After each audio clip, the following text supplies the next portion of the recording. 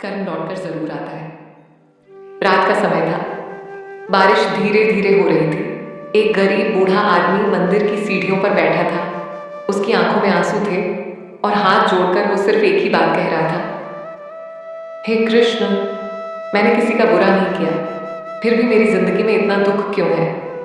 उसी समय एक अमीर व्यापारी वहां आया। उसके साथ कई नौकर थे। घमंड उसकी आवाज में साफ दिखाई देता था। उसने बूढ़े आदमी को देखा और हंसते हुए बोला, भगवान किसी की मदद नहीं करते, अगर करते तो तू आज इस हालत में ना होता। इतना कहकर वो मंदिर के अंदर चला गया। लेकिन मंदिर के कोने में खड़े एक साधु सब देख रहे थे। उनके चेहरे पर हल्की मुस्कान थी। कुछ देर बाद व्यापारी भगवान श्री कृष्ण की मूर्ति के सामने खड़ा होकर बोला, हे कृष्ण, मुझे और धन दो और ताकत दो। साधु धीरे से उसके पास आए और बोले, बेटा, धन कमाने से पहले कर्म कमाओ, क्योंकि कर्म ही इंसान का असली धन होता है।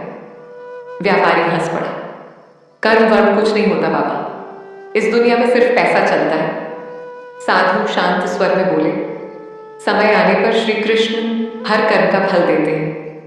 व्यापारी ने उनकी बात का मजाक उड़ाया और वहां से चला गया। कुछ महीनों बाद उसी व्यापारी का व्यापार अचानक गिरने लगा।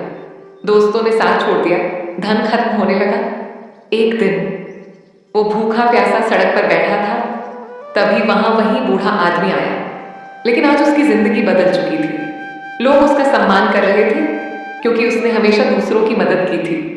बूढ़े आदमी ने व्यापारी को पानी दिया और प्यार से कहा, बेटा, श्री कृष्ण देर करते हैं लेकिन न्याय जरूर करते हैं। व्यापारी की आंखों से आंसू बहने लगे। उसे अपनी गलती समझ आ चुकी थी। उसने आसमान की तरफ देखा और रोते हुए बोला, हे कृष्ण, आज समझ आया कि कर्म लौटकर जरूर आता है। तभी मंदिर की घंटियां बजने लगी और ऐसा लगा जैसे स्वयं श्री कृष्ण मुस्कुरा रहे हों।